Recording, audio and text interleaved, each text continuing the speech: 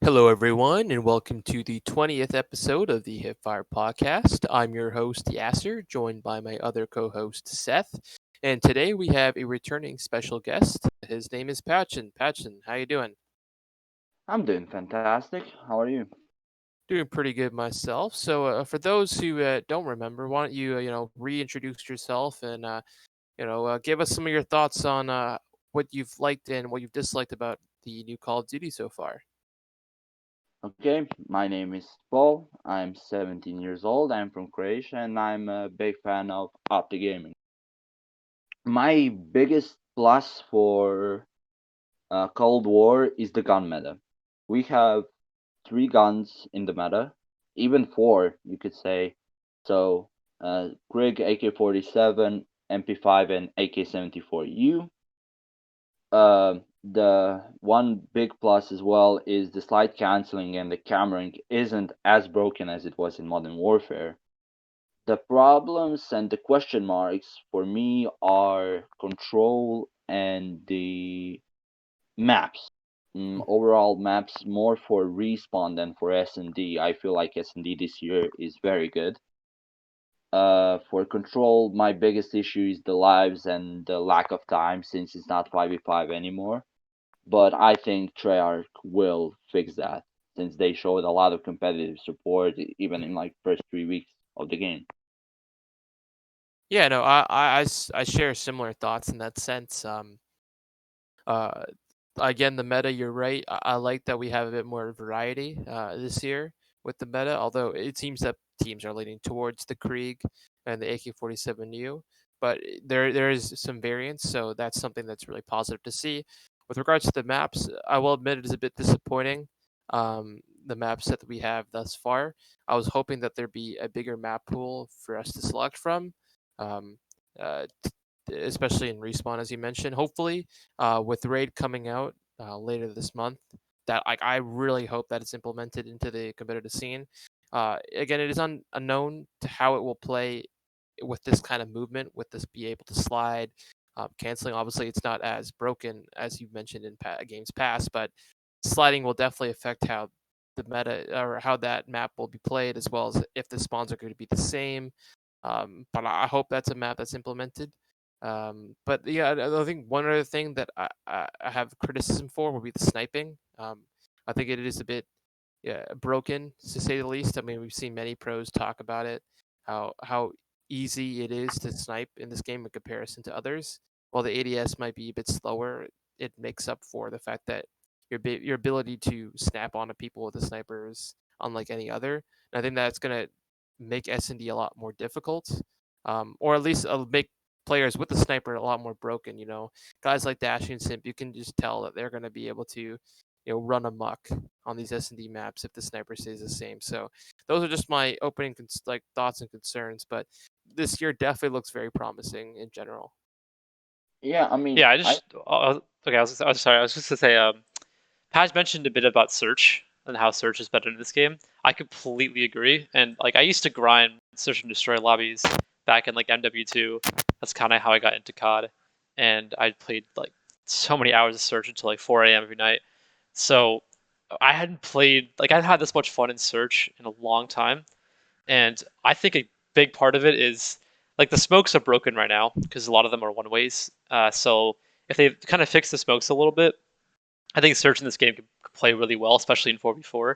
And I was watching some scrims or some like I think it was probably a tournament, and I was watching some of the AM teams like run strats in search, and what I found was like on some of these maps is you can kind of hit things really well with smokes and kind of play around snipers. So even though the snipers are a lot better and kind of broken, there's definitely room to like hit them at different angles, smoke them off, play around it. So I think Search is gonna be a lot of fun to watch this year and to play as well. So that's my big takeaway so far from Cold War is that Search is back. There's no stim shot jiggle peeking in Black Ops 4, and it's not the 5v5 craziness anymore. So I'm happy about Search. But yeah, the maps definitely need some improvement. um well, the reason sniping is kind of broken is that ADS, and I feel Hmm. like if you remove that if you remove the aim assist from Mhm. it, and both with the ADS, I think the snipers will be perfectly balanced. Yep. But as you mentioned, Dashi and Simp, you could give them M82, the worst sniper in this game, and they would still fly with it because they That are is true. that Yeah. talented. Yeah. No, that Also, is. this SD reminds me a lot of. Uh, I will get a lot of flack of it, but for Black Ops 2 S&D, where you could work around smokes and bomb sites pretty well, Mhm. and Yeah, man, it does. so I think this is just like a Black Ops 2 version, but with slides and a bit more attachments. Mhm. Oh, yeah. Yeah. No, Well, Yasser, we were playing S&D recently with some of our friends who aren't as into Call of Duty, and we were like having a little bit of a hard time, getting going on one of the maps, and then all of a sudden, like I just decided to call like a random smoke strat through mid, and it worked like beautifully. It's like mhm. like I think calling strats in 4v4 S&D in this game is gonna like we'll see it be easier for us to tell when teams are well practiced in search this year. I think. Oh, yeah. Uh, so that's one of the positives. But moving on from the game, obviously, if you guys have any thoughts, leave them in the comments down below. Let us know what you think of the game so far, what your likes, dislikes are. But moving forward, we're going to discuss how the teams have looked in scrims thus far. Obviously, we're a bit into the cycle now. In the early stages, teams are scrimming nearly daily, especially in the pro scene. And we're starting to get a better sense with especially the tournaments that we've had of who looks really strong early on, who, is going to need some more time to get a better understanding of the game. But one of the teams that I think has looked strong out of the gate has been arguably the best team in the game thus far, and to no surprise, is the Atlanta FaZe team. Alex, Simp, Abizi, and Celium, they've all looked individually extremely talented, and together as a team. I mean, Simp, I can't even count how many like 1v3 clutches I've seen him have on Twitter, just like within the opening couple of weeks. Just looking at the F3 Memorial Tournament, which we'll talk more about later, you look at the KD leaderboard, Simp at a 1.39, which was God way ahead damn. of anyone else. The second best was his Tiny Terror teammate, Abizi, with a 1.23. So those two alone as an SMG duo, I mean, we were worried about for other teams about how well they were going to perform in 4v4. Yeah, teams definitely have a big concern with these two running around the map. Um, and then you look at Saliam is not far behind at 1.13. So they had three of the top four KDs at that event, which is scary. And Alec isn't in that top category. I don't know if they weren't able to get his stats or whatnot. But I mean, if Alec's your worst player, that's not a bad thing whatsoever. It definitely seems like this team, in every facet, whether it be control, hardpoint, or S&D, they're well suited for. So, and they seem to understand the game a lot faster than everyone else. So, sort of similar to how that was last year. So, very very excited for them. But what other teams have caught your eye, Padge and Seth? I mean, Atlanta FaZe is the obvious pick. Hmm. I think their ceiling is the highest we've ever seen in any COD, on any team. I would say even higher, um, skill, not skill, higher potential than the Optic Dynasty itself. And I think they are that next dynasty since we won't see any changes from 4v4 to 5v5. I hope Hmm. so. Yeah. But the team that has caught my eye in a negative way Mm. has been Seattle. Seattle has been maybe not the worst team, but when you look at the talent overall and the fact that you have Looney and Gunless that live to play fundamentally well, we're talking in Pristini, you cannot play that mediocre. They aren't bad, but they are not the greatest. Of course, we haven't seen their S&D scrims and most of their scrims, but Hmm. what we can gather is they've been playing very mediocre, and I hope they turn it around. I hope because of my boys, Pristini and Octane, that I very appreciate very much. I hope that they will pick it up, but with them and LAG again haven't been that good, to be honest. Yeah, no, Yeah, there's definitely. I was gonna say there's definitely a lot of concerns about Seattle going into the year with this roster. But one of the things we were saying when we did the predictions is that we thought that this would be a team that would catch on early because Looney tends to do well, used to tend to do pretty well in the beginning of games. But if that's not the case this year, then I'm extra worried about them, I guess. yeah, no, I sort of hear that statement. I know we said that way back when. It doesn't seem like they've, at least they haven't uh, competed in a lot of these events like the other teams. So it doesn't seem like they put in as much time as the rest. Which I mean, they don't necessarily have to, considering they don't. At least they don't project to play until the new year. So they have time certainly to, um, you know, get better for sure. I think for this kind of team, um, once they get a strong fundamental understanding of how to play, that is when we'll start to see them progress. At these early stages where they clearly everyone's still trying to figure things out, the more talented teams will shine as we've seen, and I wouldn't necessarily put them as a more talented, at least not um, in terms of slaying potential, at least not compared to teams like FaZe or Optic or Dallas or even New York, in my opinion. But I think we gotta get this team some time. But yeah, no, them looking poor in scrims was something I think uh, no weren't necessarily expecting early on, but in general, it doesn't surprise me all that much. But I'm sorry. I yeah, go ahead. hope that it's just like a matter of time when they will just absolutely blow up and play like up to their potential, because their potential and ceiling, even with those insane teams we have right now, the superstar teams, I think that this team has a chance of winning at least a one home series. Hmm. I I s- I completely believe in that, and I'm not even contemplating about it. I seriously think that that is the right thing to say. I mean, Hmm. because of their talent and the fact that you have Looney and Gunless on a team again, and what we saw it in World War II, they were one of the most dominant teams in the year. So I don't know. I have high hopes for them. No, I agree. I think this is a team with the potential and names that they have can certainly and should certainly be competing and contending for events. But moving forward, another team I think that Seth and I were both really high on preseason was New York.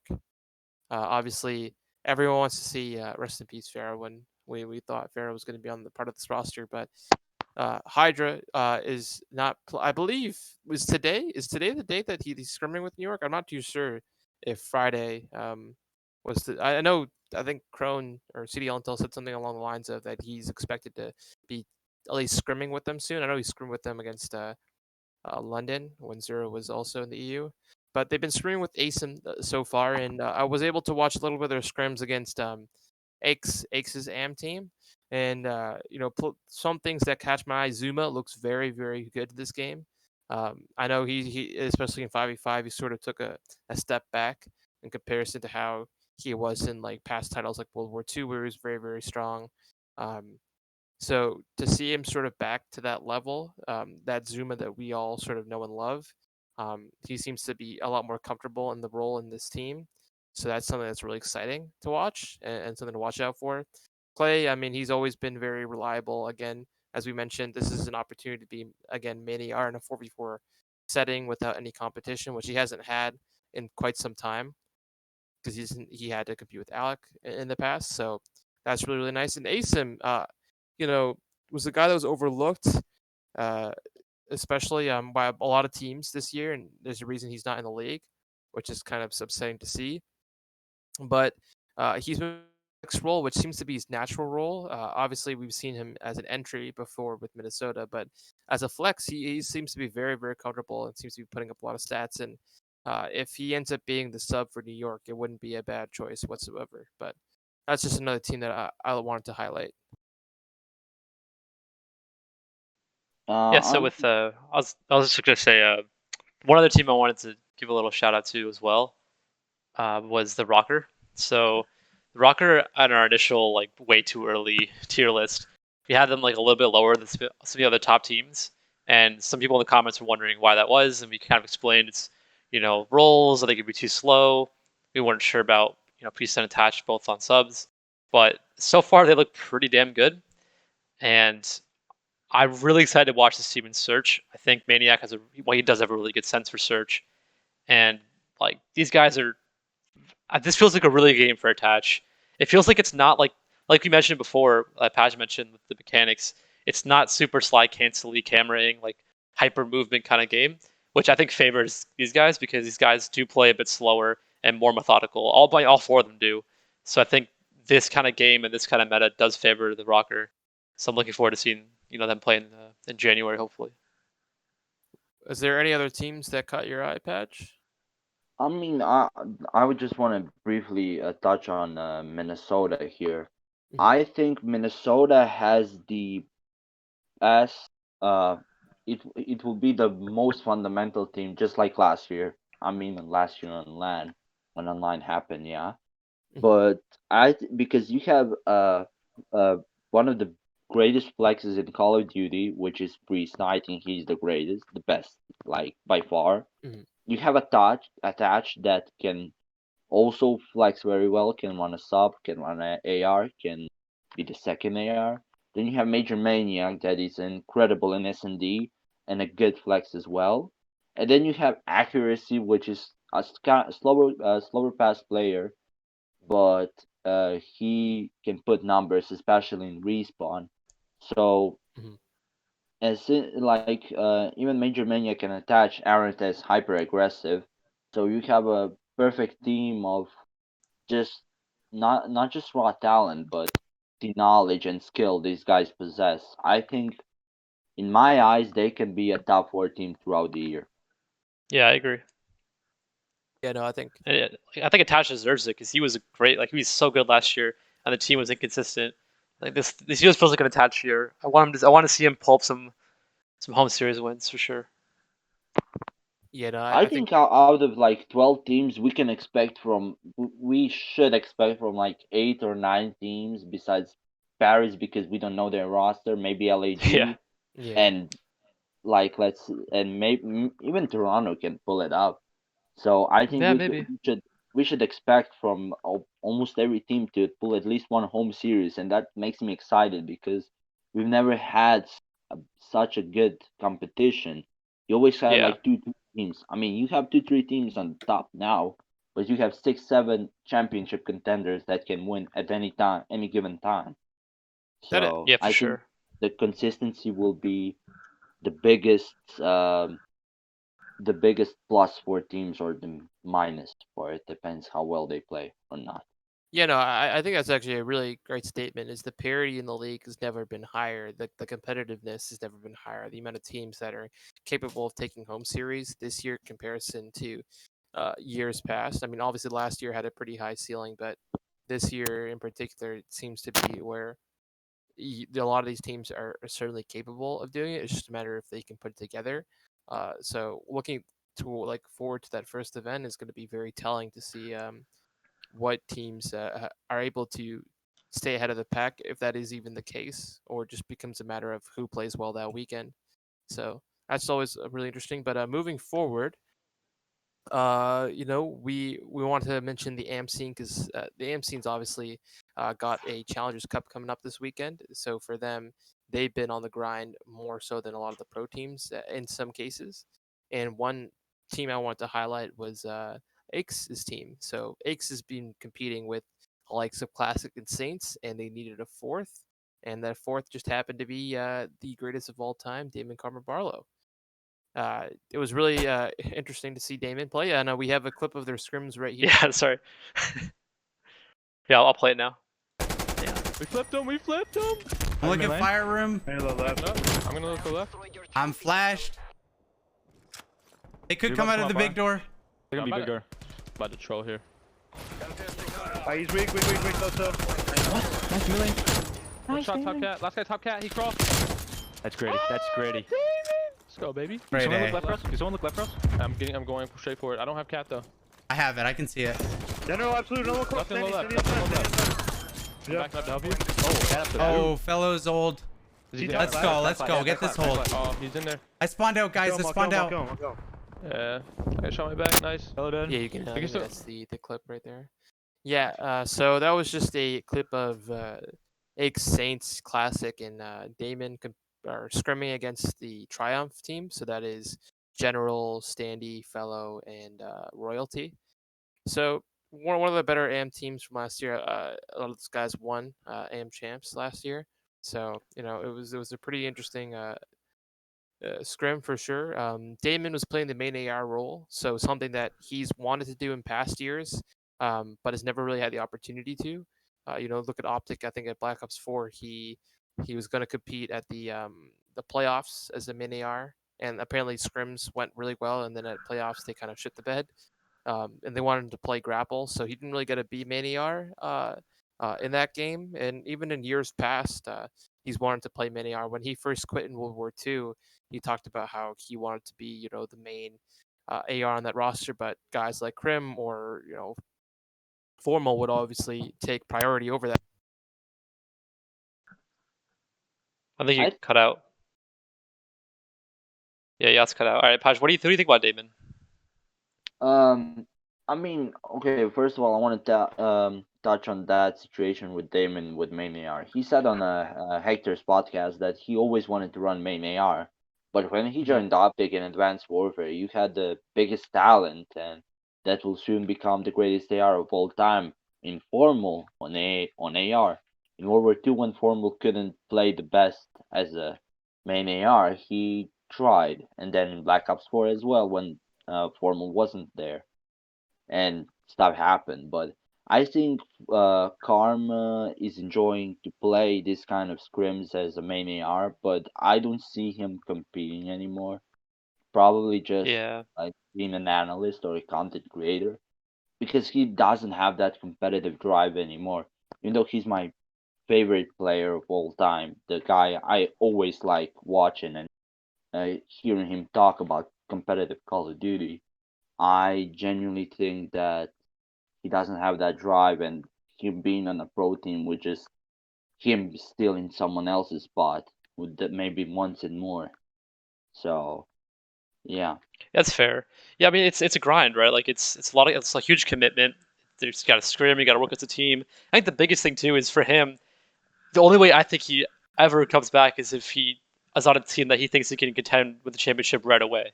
Otherwise, it's not going to be a point for him to compete because he's already done it, right? He's already competed for so many years and been at the top for so many years. That the only way I see him coming back is if he gets the best possible offer on a team that could instantly compete for a championship. And even then, you're right. Like, there's going to be guys that are younger that are more hungry to win and more hungry to get in that position. So, yeah, I see what you're saying for sure. Yeah, no, so sorry I cut out there mid speech, but yeah, no, essentially, Very good. I agree with you guys. He made a point of saying that this would be a short-term arrangement. In the past, when he first retired, and he talked about, he's like, yeah, I could compete, I could love the game for the first couple of months, but am I going to really stick to it long term? That is another question. So, I mean, it was nice seeing him enjoy scrimming with those guys. You're looking at that team specifically. Player that stand out is Classic. Classic looked very, very strong on that roster. He played a lot better than I was expecting, to be quite honest. I expected You Saints. should be on a pro team. I expected. He should 100% be in a pro team. Yeah, the way Classic was playing, I think he should be 100%. With his pedigree, the way he was easily one of the standout players on that roster, or at least during the scrims I was watching. Outside of Karma, who actually played very well in the main AR role. I was really happy with how he was playing. But on the other side, Standy for Triumph was Dude, causing these guys, especially Nato, a lot of issues for sure on a lot of these maps. There was there's a point in the scrim where Nato or Classic, I can't remember which one, said that like, don't worry about this guy Standy, he's ass. And then Damon replies, well, he mapped me with the AK-47U while I was using the Krieg. So I don't know if he's ass or not, but that was kind of funny. But yeah, he's definitely been a standout player that we highlighted as a top AM. So he's a guy to watch going forward. But yeah, that was just something that was really cool that I wanted to share because obviously a lot of people were happy to see him, Karma, that is, scrimming again. But with that being said, we as we mentioned, there is a very important event coming up, and that happens to be the Challengers Cup. So Seth, why don't you break it down for us? Okay, so what we're going to do here is a little preview for the Amateur Cups. And I've gone ahead and picked the top 4 in Europe and the top 4 in North America to kind of highlight. This is kind of like my and Yas's, like, our idea of like who we expect to place top 4. And we do have them ranked in order, but honestly, it's so competitive, it's hard to tell. Sorry, APAC, we don't have you here, but there's going to be probably one good team the whole year again. So sorry, but it's the way it is. And so for first, we'll start out with Europe. And so what I got here is Orglis, because these guys don't have a team yet, and then Team Singularity second. And before we break it down, I just wanted to say a couple things. So first, the average Modern Warfare placements that you see there are a culmination of all the CDC Challengers Cups only. So no like local lands or like 2Ks. It's just from the Challengers tournaments. And yeah, so the first team that I think personally will be the best team, at least out of the gates in Europe, is going to be Dave, Josh, Vortex, and Nasty. They don't have an org yet, but they'll probably get one at some point. And I'm very excited to see this team play because Josh is back from coaching last year in Paris, and he wants to compete again. And he's a very passionate player, so I don't think, sometimes we worry with former pros if they'll have the motivation and the drive. I don't think it's a problem for Josh. I think he's always been an incredibly passionate player, and I think this team has a lot of talent. Dave and Vortex had an average placement of 1.61 last year, and that's over the course of like 17 tournaments or 18 tournaments. That's pretty crazy. And obviously Nasty was supposed to be on London, but because of visas got stuck in the UK. He's very good though. I think they'll kind of form a nice team there. The one thing that was curious is that Dave didn't bring Afro back, so you'll see Afro later on the fourth team that we have here. But I thought that was kind of interesting. Paj, do you have any insight into this team and why Afro's not there? Also, to commentate a bit about Josh coming out of retirement. Yeah, sure. The thing with the retired COD pros, some of them that retire, let's say JCap, Karma, or others, they won it all. What do you say to a player that has won it all to That's have true. the same competitive drive? To someone who Josh, he's competing, he still is competing for several years, and he never won a championship. Like, Mhm. it's a different thing. It's a different beast. Also, my not inside. My thoughts about this team is I think they're gonna be top 4 team throughout the year. Maybe not top 1 because I have higher stocks into Defrag's team and SNG. But I think they are championship contenders in Europe. I think having Dave, Vortex, Josh, and Nasty on the same team is a good combination of talent, knowledge, and overall fundamental playstyle. So I think there will be an insane team, especially hard to beat in S&D. Yeah, no, Yeah. I agree with that. Obviously, you got 3 of the former members from the old Epsilon squad, obviously with different roles. That's true. In this case, everyone but Hockey on this roster and Nasty in his place. So that's very interesting. Just something to note with regards to just this Challengers Cup in general is how I think there's importance in this cup. Um, while some will say it's not the most important because it is the first one, obviously teams that have scrimmed more, teams that have a better understanding of the game will obviously come on top, and that's what we expect to see, and that's why we rank the teams as is. Um, so maybe like teams that may not perform as well, they might show more talent over the course of the season, but at the specific cup because they haven't had enough time to put in, they might not be as good.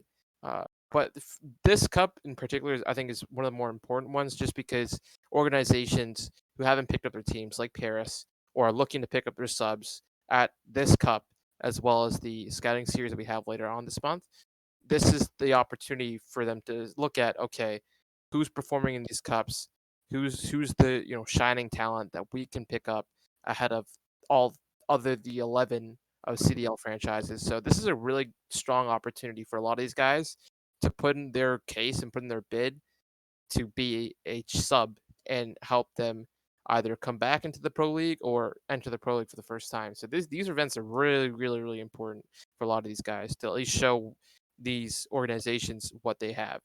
So that's just to encompass how important this weekend really is it's not just any Challengers Cup. This is an opportunity to show yourselves as, okay, can't miss this guy on Cold War. Pick him up right now. Yeah, that's a really good point, actually. Yeah, this is like a lot more at stake than just the prize money and just like starting out well. And yes, the second team I have is Team Singularity. Like Pash said, he expects them to be potentially better than Dave's team, and I mean it's probably pretty close. But I know Bid streams a lot, so I've watched a bit of their scrims, and they seem fine in this game. I was a bit worried initially because obviously Singularity dropped Maple last year, and I didn't know if there was any bad blood there. But honestly, it doesn't seem like there's any at all. They seem to be like vibing pretty well as a team. Denza seems to be sliding in quite nicely. I watched a bit of their control, and it definitely needs some work. But I imagine every team right now is screaming like crazy in control. And then so for the third and fourth teams, I know that you're probably going to disagree with me, Paj, and put House Tarth above Rams. But I've watched a lot of Journey streams, also because I'm practicing my Spanish as well. But he is ridiculous at this game. I don't know like if any teams are paying attention, but they should definitely watch out for Journey because he is ridiculous. I was watching a bit of the Astro qualifier, and he was just melting people on the map. It was crazy. He and Metals both look really good. I was surprised with the pickup of Nvidian. I know he's been around for like ever, but I was hoping they'd go for Eric Boom to round the team out, but he went to team with like Methods and someone else. But Journey looks really good at this game. What do you make of this Spanish team, Batch? I mean, it's 3 out of 5 members from that Heretics team in Black Ops 4 that we all loved because they were a breath of fresh air. I'm still mad at the fact that Lucky didn't get an opportunity to play for Toronto on the mains roster last year, and then Metal was kind of looked at as a guy that was the reason they were losing. But yeah, I think Journey, he was on Atlanta Face Academy last year. He was prime. He was amazing. So, like, I don't see a reason why they wouldn't be a top 3 team. In their incredible talent. They're Spanish. I have high hopes for them, and I hope Metals and Lucky will show why they were one of the best in Black Ops 4 and why they deserve to be in CDL. Same with Journey. Were you surprised at all by Nvidian as the fourth? I don't think it's a surprise because those 3 guys are pretty young, and Nvidian has been a guy, a veteran in not just Spanish cutscene, but in Europe. Like he's a stable point. He would be a stable point of this team. Like the leader. They need. I think, in my opinion, they need a leader. The reason why Heretics wasn't as good in Black Ops 4, they needed that leader, and now I think they will have in Nvidian, and that it's a good pickup to have someone like him leading the charge. That's good insight, actually. That's a really good point. Yeah, I never thought about that before. But yes, moving on to House Tarth, which is, I don't know why that's their name, but that's their name. That's what we have as fourth right now. I mean, I think their ceiling is they can definitely win tournaments. We spoke about Afro like long enough on this podcast, so we know about him. And Defrag has been consistent past couple of years. PD had a nice bounce back year last year, and Gizmo looked pretty good on Singularity as well. My only thing is I was it's just a bit weird that Chain didn't end up on like one of the top 3 UK teams, and he kind of fell off to a different. Who's he teaming with? I think he's teaming with Chain's teaming with Brezzy and Whalers and Urban. Just I guess it's not that much of a dip, but it's just kind of curious why Chain didn't end up on this team with Tarth with like Afro and Gizmo. What do you make of this team though, Pash? I mean, for Chain situation, I think with Brezzy and Whalers, they are championship contenders and probably a top 5 team. With also, I'll go. I won't mention Afro too much. You talked about it a lot. Everybody has talked about him a lot. Yeah. But I think Defrag is the key player for this team. If Defrag continues to play on a level he played at the previous CODs, not just MW, Black Ops 4, World War II, Infinite Warfare, etc., etc., I think this team will win many, many championships, and I think people mustn't sleep on Gizmo and PD. I think they are both incredible. They are really good players. They are talented, and they have skill. So I think this is a pretty well-rounded team. I mean, all four teams we saw right now in Europe are pretty well-rounded. So I think we should expect them to pull some championships and actually surprise us. Yeah, yes. What do you make of these 4 teams? Is there anybody in particular that you think? Because it's always hard, right? We talked about it before, but with UK AMs making it over to the Pro League, and it's just always a difficult situation. So out of these group of teams, like who do you think is realistically able to make the jump, and you hope to see in the Pro League one day? Well, Afro for sure. We've talked Yeah. endlessly. Is a guy that I expect to be a sub somewhere, or even be starting for Paris if they end up going that route. Uh, I'd definitely keep my eyes on him. As for other players, both Detain and Denza on Singularity and bids, uh, all really impressed me last year with the way that they played, especially Detain. I highlighted him as one of our top EU AMs going into this year.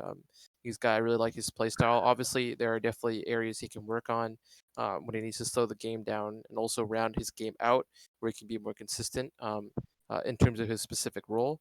I expect Singularity to be another very strong team. Obviously, last year they came out of the gate swinging, winning a lot of the opening challenger events. So that wouldn't surprise me if they do that here as well. But overall, I mean, I expect the EU challenger scene to be again competitive once more, and I hope with more people, put some more eyes on the EU scene because in many ways they were more talented.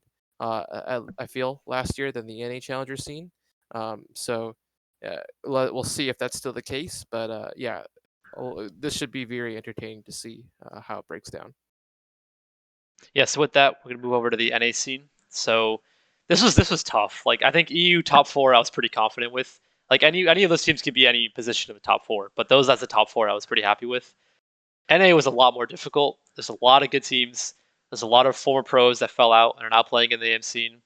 And there's a lot of up and coming talent, some guys from Halo. It's just a hodgepodge of talent. And a lot of the teams do also feel like they were, I don't want to say randomly put together because obviously they weren't with roles, but a lot of them feel like a bunch of pickup teams that are really nasty. And the first one is Wester. I think Zap tweeted out a while ago that this team was a pickup team initially for this year, and then they ended up sticking together because they had good form and they found consistency. And I put them at number 1 right now because they looked really good in the Pharaoh Throwback Tournament, and also because if you just look at the team from like a talent perspective, and you have Gravity and Venom from the Latin Phase Academy last year, and there's absolutely zero doubt about their respawn capability. They both can fry and get plenty of kills. And then Zap and Paul coming back from an S&D background, I'm sure they're very happy with this game and the way the S&D plays in it. So in terms of like being a good team across all 3 game modes, I feel like this is going to be the best, at least from what I can tell so far, in terms of consistency across the different game modes. But what do you make of this team, guys? Yeah, no, I agree with you. I think, as we mentioned early on, the teams that are going to be the best at these events are going to be the ones that have shown up at these earlier tournaments, that have been scrimming day in, day out, that have put in more work than anyone else. And Wester definitely seems like that team. We saw them look very strong at the Pharaoh tournament. I mean, they took down the likes of, I believe, Minnesota earlier on in the bracket. They ended up being Florida later on and placed only second to Atlanta FaZe, which, I mean, that's not a slight. I mean, Atlanta FaZe is the best team in the game by many. Yeah. So can't really be upset there. So they've looked very, very strong earlier on in this tournament. I mean, guys that I think people like to highlight are Paul EX, who's sort of come up. I mean, he had a 1.07. He was 7th in terms of KD that entire event, which was pretty impressive by him. Potsy, who is a guy I would like to mention on Reddit and on Twitter, who's done a lot of breakdowns on players coming up into the scene. He mentioned Paul as a player to watch. stating that he was finally able to cement himself in the variant scene last year in MW, that he's dominating in scrims, especially right now. They play second in the F3 tournament, as we mentioned. He's, Potsy mentions that he looked most comfortable running SMG and respawn in the past, but he's also got really good positioning on the map, is able to quickly snap on players, and he's able to take over S&D games with his clutch plays or his sniper ability. So he's definitely a guy that has taken that extra step, and I think this team as a whole is the favorites going in. Yeah, I agree. And then, well, you can go, Pash. I think that team, the first team. So I think the Zaptius is the guy I am looking at if they want to win championships. Out of those 4 players, he's the only one with Pro League experience. If you all don't remember, he was Yep. on Midnight, Black Ops 4.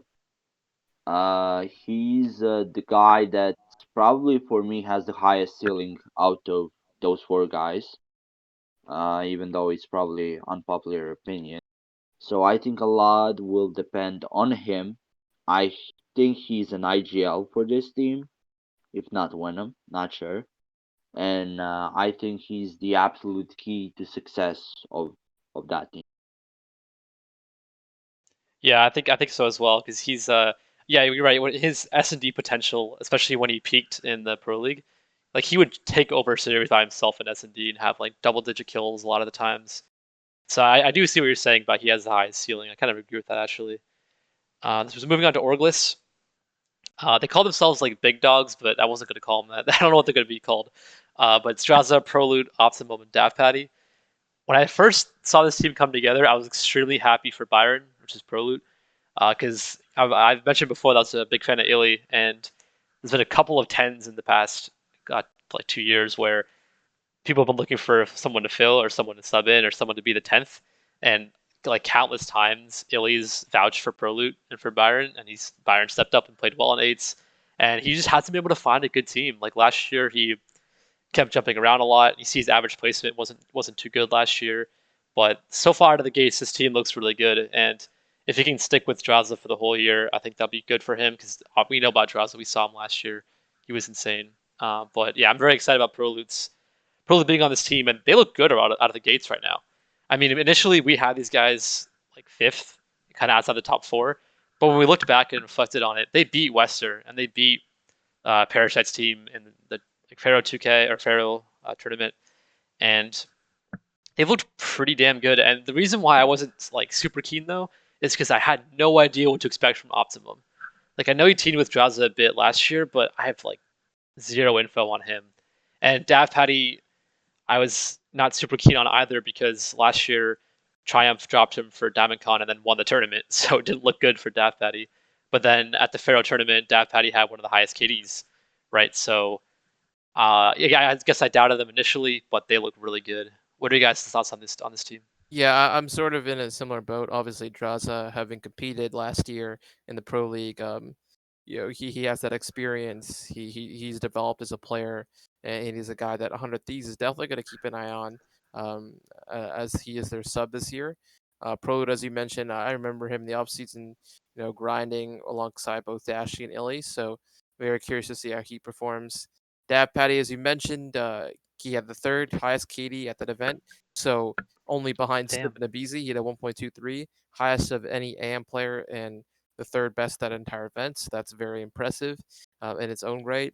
And you look at the teams that they beat Sib's team, they beat Westeros, so that's Haggie's team. And the only team they really lost to at the Pharaoh event was Florida, one of the Pro League teams. So again, not to be ashamed there. They've looked like one of the stronger teams thus far, and that's why we have them second. They're a team that I fully expect to be contending this weekend. Yeah, Patrick, any thoughts on this team? I think again, Prolute is the absolute key, like Zaptis in the first team. Prolute is the absolute key of this team's success. You analyzed that Patty well enough. He got dropped and they started winning, but he showed up when it mattered this year. I mean, it only mattered once, and that was the Right. Pharaoh tournament. But he showed that he can hang with the best. I think Optimum is a well-rounded player. I think he has a high potential, but pro loot is the key. So you mentioned he was always getting the picked up for like pros and stuff, but he never really got an opportunity or a good AM team to prove himself. And Mhm. this is the turning point for his career. This year and this team, if Draza doesn't get on a starting roster for LA Thieves, this is the team that needs to stay and needs to do well if he wants to show and prove everyone, including himself, that he is a talent that deserves to be in CDL. Yeah, it's a And good breakdown. Yep. it's a this is his let's I would say this is his first team where he has a chance to be to be the best and still win even if he's not the best. So there's a lot of high risk on him, high risk, high reward for him at the moment. Yeah, sure, I agree. Also in Search too, right? Like he's probably the best Search player on this team. So I really want to see him shine in Search and take over Search. I guess Jaws is pretty good as well in Search. But I'm I rooting imagine Pro for League probably IGL has in something better. S&D. To be fair, I want to see him IGL in S&D. Yeah, same. All right, so that's the first two teams, and then the last two. I mean, it's tough, right? It's tough to get top four here, so some teams are gonna get left out. But we have Sib's team, which is Sibilance, Phantoms, Jimbo, and Rex. So when we did our like 12 or 16 man, whatever it was, preview for the scouting series, I left out Rex, and Sib tweeted out like you shouldn't like sleep on him. He's gonna be good. And yeah, I was wrong apparently. Well, I did like he was an honorable mention. I didn't completely leave him out. But he is very good, and this team does look very good. I think a lot of it hangs on Phantoms and how he'll look after a year off. He back in Black Ops 4 was probably the best main AR that was an AM player. He played for like an event with EG and actually looked pretty good, but they still dropped him for Lamar anyways. So I'm excited to see Phantoms playing again, and I think this team ceiling they should be winning events this year. Everyone knows how good Sib is. My problem with this team though, out of the gates, is so if you look back to last year, Leatherface Academy had a really slow start to the year. They had like some blatant errors in respawn, and some of them were caused by Jimbo. I mean, I don't want to like blame Jimbo entirely. I'm sure it's the whole team thing, but I did notice that Jimbo's aggressive style like flip them spawn sometimes, and it would spawn their team out, and it wasn't always the right play to make. So I wonder if having a guy like Phantoms at the helm and main AR, maybe he'll be able to kind of direct the troops a little bit better. But yeah, again, in terms of like all three game modes, these guys should be solid. I don't see an area where they will struggle, and yeah, I have high expectations for this team. What do you guys think about this team, though? Yeah, no, I have the same sort of thoughts. I think the player for me to watch is Phantoms. Obviously, he had to take the year off last year. Uh, well, not have to, but he was Paris' sub and didn't really get any playing time last year. So didn't really get to see what he was capable of. So a guy like him getting onto a top team, one for him, very positive sign. But again, it's like he has to once more prove himself, not necessarily to us, but to these organizations that he's once again worth that sub spot, worth that pickup. He's obviously very talented. In the year before in Black Ops 4, we saw him on Evil Geniuses, especially both in S&D. He was, a force to be reckoned with. He was very strong up until they replaced him with accuracy. So he's a guy that I want to keep my eye on and see how he performs in particular. I think this team's biggest problem will be fundamentals. Who is the IGL? Who is the guy that when it goes sideways, who is the guy that will pick the team up and show the passion, the knowledge, and be overall leader for the team? Because if they crumble at the beginning, like you mentioned, the Atlanta Phase Academy did, who will be the player that will pick them up and say, okay, we're doing bad right now, but we have the talent. We can do this. Like who will be that guy who will hype them up, who will motivate them, who will lead the charge? That's my problem with this team. Overall talent is incredible. their S&D will be fantastic. I'm kind of worried about Respawn, but who's the IGL? Who's the guy that will lead the team? Yeah, I was kind of hoping it'd be Phantoms, but he's not the most outspoken guy. So, yeah, I'm not sure. But yeah, hopefully we'll see. I mean, ideally, right? If you're Sib and you're in this position, I know I've talked about it last year a bit of his toxicity, and yeah, I don't know if it's always with bad intent, but he does seem to get worked up.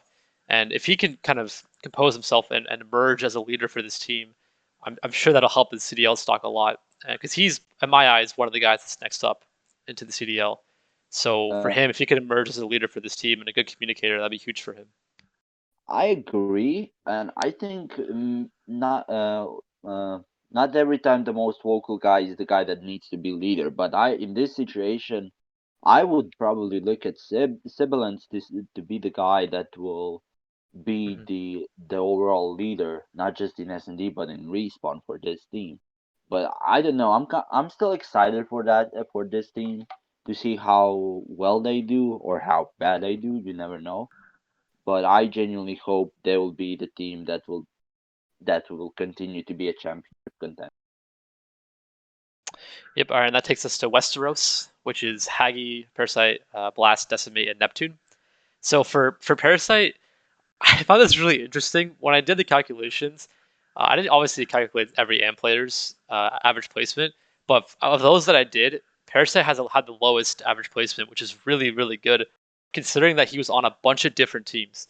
Like for a guy that wasn't able to find a stable team the whole year, to have the highest average placement is pretty crazy. It means he was consistent at the top of the AM scene, and obviously he's a better communicator now than he used to be, right? But he's always going to be kind of a leader for his teams. And I think this year, teaming with Blast and Decimate, obviously former pros from Lag last year, I feel like it'd be a little bit of a breath of fresh air for Parasite. He might not have to deal with some of the stuff that he's sure he has to deal with AM players. I'm sure they're going to be, a lot more measured, and they're not going to get into the same kind of arguments that AM players do. At least I hope they don't. They should be better at that now. And I kind of want to see Parasite do the same thing he did with Fire last year with Neptune this year. So we had Fire on the podcast a couple episodes ago, and he mentioned how Hagi was a really good mentor for him and helped him out a lot grow as a player, both on and off the game. And I hope he kind of does the same thing with Neptune. And I don't want to say shows in the ropes because Neptune's insanely talented, but it's more of a thing of like, being a communicator, kind of showing them maybe not what not to do at times, like DMing people, but that's, That's whatever. another serious. Yeah, but either way, I think this team. I mean, they have Blast and Decimate, and I'm very, very huge on Decimate. I always talk him up a lot. I think he's extremely talented and just has had a lot of unluck with his roster decisions. But this team should. I mean, they obviously have the ceiling and could definitely win tournaments. My thing is, it's kind of what we talked about before a little bit with like passion and wanting to win and wanting to get on a CDL spot. There are going to be young, fresh out of the gate players that really want that spot. So, these guys have to grind the same amount that they do and have the same kind of passion that they do, or they'll get run over. But in terms of just like raw talent, this team's fine. And I'm very, very excited to see how Neptune is going to do because I've heard like very good things about Neptune. What about you, Yas? What are your thoughts? Sort of to reiterate, yeah, obviously, I think it's a fair point to mention that obviously they're a lot more seasoned besides Neptune, so in the sense that a lot of these younger players will have that passion on the come up. But at the same time, these guys are going to be desperate to get back into the league, especially Blast. That's true. They I mean, to put it lightly, they had a horrible year last year on LAG. They couldn't really get anything going.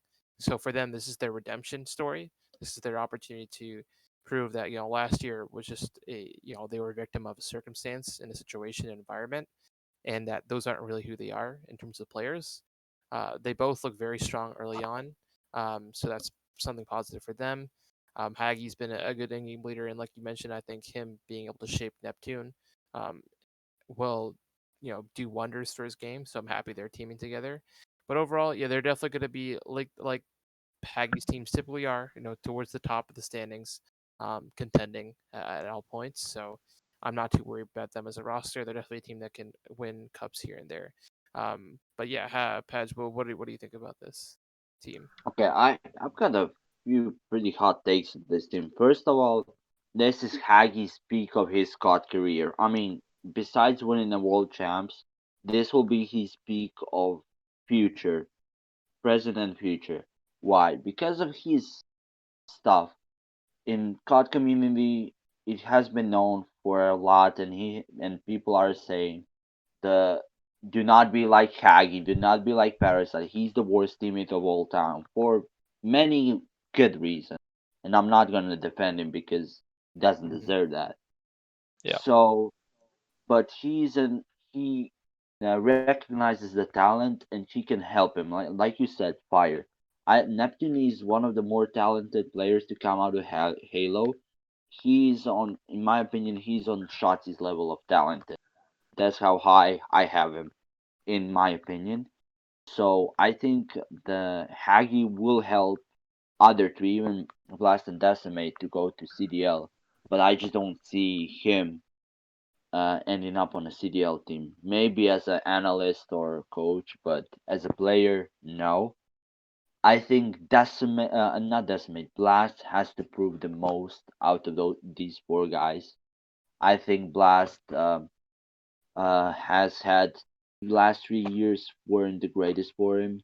Like on World War II Complexity, Black Ops 4, Midnight UIU, just weren't kind to him. MW as well, besides like one semifinals. I think he's hungrier than ever to show that he has it, that he's the talent for CDL, and that he deserves a shot again to be Decimate as well. I think Decimate has had two rough years in Black Ops 4 and MW, and I think he's on kind of redemption story, both of them, to show that they are pros, that they are better than others. Mm-hmm. Some honorable mentions we want to talk about, obviously, Zinx's roster. So that'd be Zinx, Pentagram, fill in the other two for me, Seth. I'm blanking here. Zinx, Penta, Spoof, and Stamina. Stamina, nasty, nasty search team. Like they're gonna be really good at search. Yeah, no, we mentioned last year. We also had Zinx on the podcast, and we were talking about how his team last year was way ahead of the pack in terms of S&D, and we expect that to remain the same, given that the roster for the most part has, at least with Zinx and Penta teaming once again, that same core is going to stick together. So similarly, I expect their S&D to be top notch. So very curious to see how they perform. Other teams I think we need to look out for would be, although he gets memed on a lot, Doug's team. So that's Zed, Doug, Goonjar, and Dens.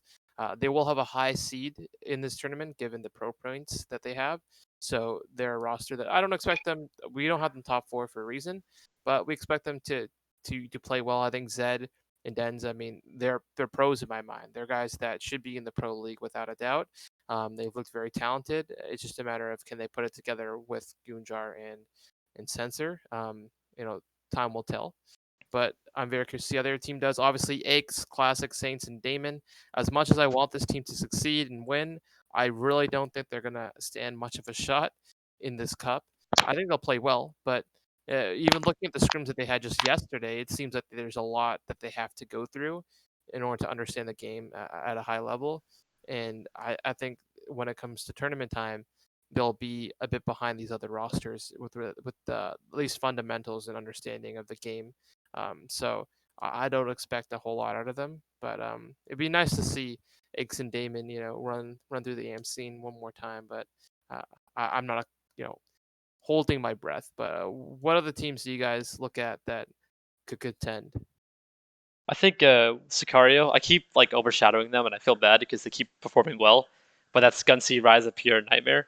They are very good and they're very consistent. But I just I got to see them win one. Like second place is good and all, but I got to see them take it home, and they could do it. Like they're talented, especially Nightmare.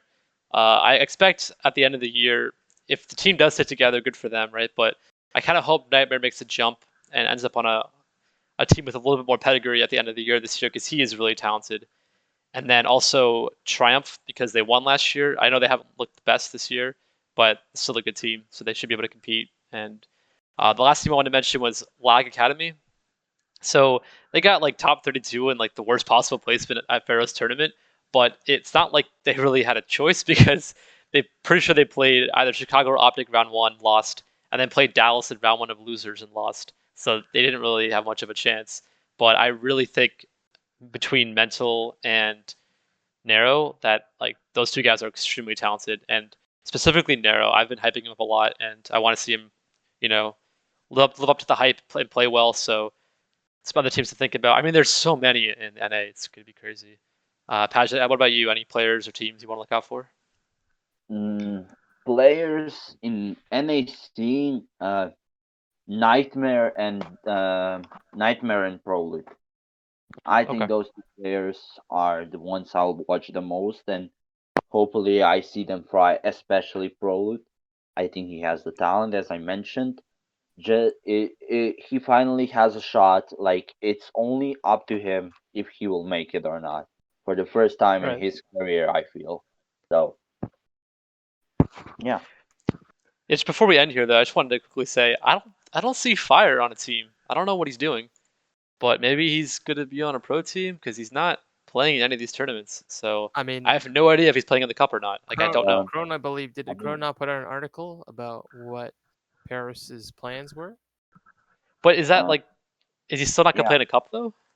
I mean, obviously, but Paris's league team was Gunjar, Fire, Scraps, and Aqua, and then Gunjar got kicked off that team because when people find out, people were like, you have like 15, 20 AMs that deserve a shot and are better than him. Why did you pick him up? And Theory, allegedly head coach, probably get him in. Yep.